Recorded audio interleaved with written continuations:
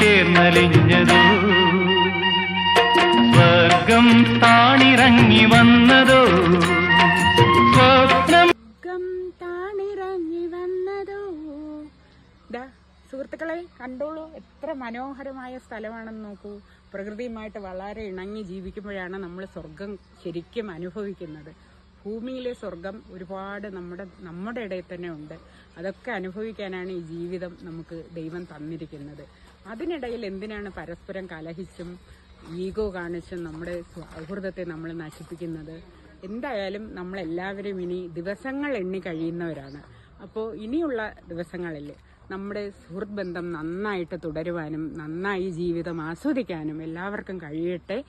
എല്ലാവർക്കും നല്ല ഒരു പുതുവത്സരം ആശംസിക്കുന്നു. നന്ദി.